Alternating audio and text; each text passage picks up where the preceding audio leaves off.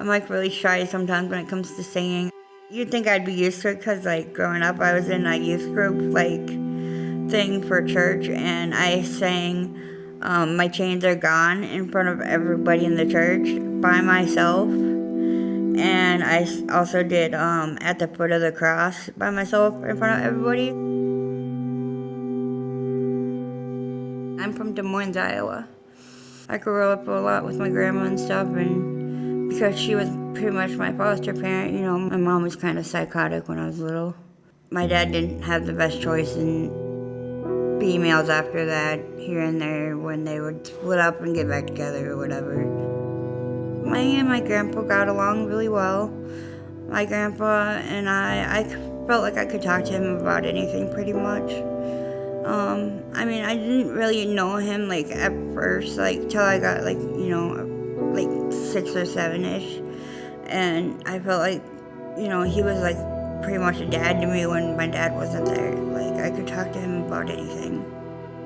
He was a truck driver, and I was always mad because he would bring my brother trucking with him, and my brother would miss school and all that. And I was just always so mad about it. So one day he told me, well, I'll let you miss school and I'll okay it with your dad and stuff, and make sure you can, and well, you can come with me next time. Next time came around and I went to wake him up. I jumped on the bed. I'm like, Grandpa, get up, Grandpa, get up. He wasn't waking up, and I walked out and I'm like, Dad, Grandpa's not getting up. And Dad goes in there, comes back out, Chrissy, get ready for school. My grandpa passed away. It was just really hard to lose him, and I still have problems with it now. I was pregnant with my son in 2012, and I was kicked out of my family's home or whatever, and I became homeless up in Virginia, Minnesota, and I got into this place for like homeless moms with kids or whatever. And then I lived there, and my son got taken away from me. Hardest day of my life, one of them at least. And I ended up going downhill from there and getting into drugs and stuff like that, like really bad. And I ended up getting into a relationship, another abusive one, of course, for some reason. And we heard about the Union Gospel Mission, so we ended up just, you know, pretty much hitchhiking our way here and staying behind the mission and getting a tent and stuff. And me and that dude broke up, and I ended up with my daughter's dad, who I was on and off with. He was abusive, he cheated on me, he got really bad into meth and all that kind of deal, got me into it, shooting up and stuff like that, and I regret all of it, I really do. And I got my daughter taken away permanently, and I was constantly missing appointments for her, so she ended up getting adopted by the foster parents, and I don't know where she's at or anything anymore. I was running away from my ex-boyfriend at the time, and because he was beating on me and stuff, and people would hear me screaming all the way to the park over there, like, because that's how badly I was getting hit. And Junior was at the back wall and came and helped me one day, and he comforted me. He told dude to get off me, and told him that if he didn't stop hitting me, he was going to do something about it. I mean, and I've known a lot of people out there that have had their tents set on fire with him in it, or like people cut up their tents while they're in there and stuff, and it's really scary. And I'm very thankful for having Junior out there when I was out there, or I don't know what I would do, because I would not have survived at all, not whatsoever. I started getting stuff from Todd once I met him and stuff. I met him when he came behind the mission one day, and I was like, hello, and that's when I met him. He was bringing care packages around to everybody. Kind of startled me at first. I was like, who's helloing at my camp? I'm very grateful for Todd and everything he's done to help the community and the homeless. When he started telling me about the whole situation and the tiny homes and whatnot, he's like, well, I'm gonna try to get you in there right away. And it seemed like it was taking a little bit forever sometimes, but that's because I was just sick of being in a tent, I think, too. And yeah, whenever we needed something or whatever, like, Jeff would come out and try his best to help us out and stuff. And if the city came and told us we had to move, Jeff would bring his little minivan out, his soccer mom van, I call it, and would help us move. He'd pack everything in there and help us move. So I was like thankful for him, but he was, I believe, the first one to tell us that the process started and, you know, that we would be non-homeless soon.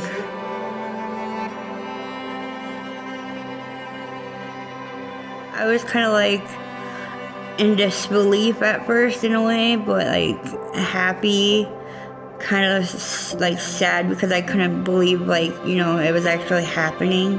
It was like a happy kind of sad kind of deal. I have water, I have food, and I have a roof over my head, a locked door, and people that are there for me whenever I need, pretty much, and a shoulder if I need, and just... You guys can come in if you want. Yay! All right. We all get in? Should we take our shoes off? Everybody's so generous here and so kind, and we do a lot of things together, and it's fun, and people always are inviting us to go to the lake or, you know, to do something, like bike rides even, just little things even matter. And we have movie night on Sunday and dinners and stuff that we all get together and have a big movie outside and have like this little dinner thing that we get together and do, and it's quite fun just to, you know, hang out with the neighbors and get to know each other more.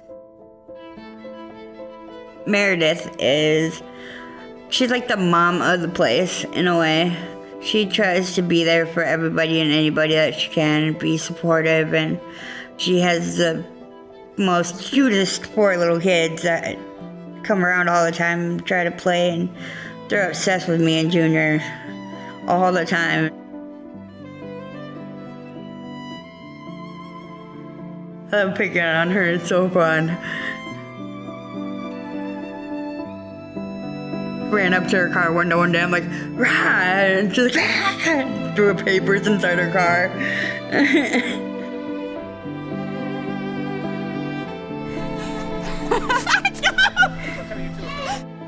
Her husband Ricky's really nice too, and tries to also do what he can, and they're really reasonable and really cool people. They're like the mom and the dad of the place, I guess, per se. And I like wake up shaking and stuff sometimes from it all, and it's just really bad and stuff, so my depression gets the best of me sometimes. I started writing poems and stuff, and it definitely made a lot of a difference and helped a lot. I've always believed in God and Him helping and being there and being our Father and giving us life and everything that we need. I just got into bad habits mistakenly, and I mean, I regret it all, and I just lost my way at the time, and never did I ever lose faith in Him or not believe in Him. I've always believed in Him. Even when I was doing the bad things, I would still sit there and pray that maybe He would help me get back to how I was and get out of the ways that I was in at the time and get off the bad drugs and everything else that I was on. And I'm proud of myself for that.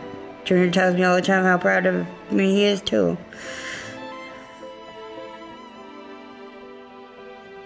One day I was like talking to the church here, and Meredith and Carla, one of the pastor people here, about how I've been baptized before and how I wanted to do it again, and she was talking to me about it, and we made it happen pretty much, and she did it for me, and I didn't want to get out of the little pool thing afterwards because it was so warm.